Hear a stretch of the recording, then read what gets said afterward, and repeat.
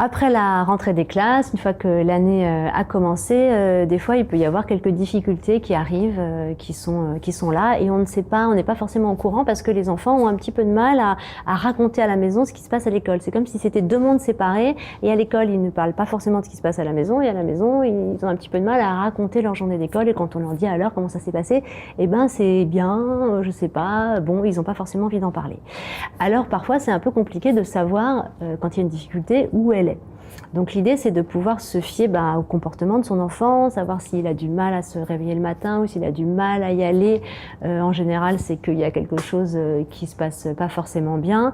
Donc de pouvoir déceler dans son comportement en fait s'il y a un problème ou pas, et quel est-il. Et donc pour savoir quel est ce problème, on peut soit en parler à l'enfant, bien sûr, le faire dessiner, pourquoi pas, lui demander de dessiner sa journée d'école, ou dessiner la cour de récréation, ou dessiner sa maîtresse pour voir ce qui peut apparaître dans ses dessins. Et puis aussi, bien sûr, aller rencontrer la maîtresse ou le maître de ses enfants, parce que c'est le moyen le plus simple, en fait, et le plus efficace de savoir si ça se passe bien, s'il y a un problème. Et en général, les professeurs sont tout à fait d'accord, et au contraire, ils sont contents de rencontrer les parents au moins une fois dans l'année. Et c'est quelque chose vraiment qui peut être tout à fait encouragé pour savoir ce qui se passe réellement. Il faut savoir que les notes ne sont pas forcément un critère à prendre en compte. C'est-à-dire qu'un enfant qui a des bonnes notes, il peut aussi être malheureux à l'école. Et un enfant qui a des mauvaises notes n'est pas forcément malheureux à l'école. Donc en fait, les notes ne sont pas le critère pour savoir si ça se passe bien ou pas.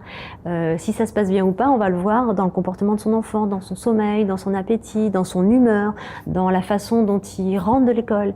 Et parfois, quand il y a des crises, si on peut dire, à la maison le soir, ou que ça se passe pas bien, ou que l'enfant n'écoute pas, ou qui devient un petit peu irritable, désagréable, c'est peut-être qu'il y a quelque chose qui s'est passé à l'école. Et on va pas toujours penser à ça. On va se dire, oh là là, mon enfant, il devient capricieux, oh là là, je sais pas quoi, il devient désagréable. Alors que pas forcément. Il y a peut-être quelque chose qui s'est passé, dont on n'est pas au courant, dont l'enfant ne parle pas parce que lui fait pas forcément le rapport, mais qui l'a dérangé, qui lui pose un souci et qui va faire qu'il va être un petit peu peut-être pénible pendant la soirée avec ses frères et sœurs ou au repas.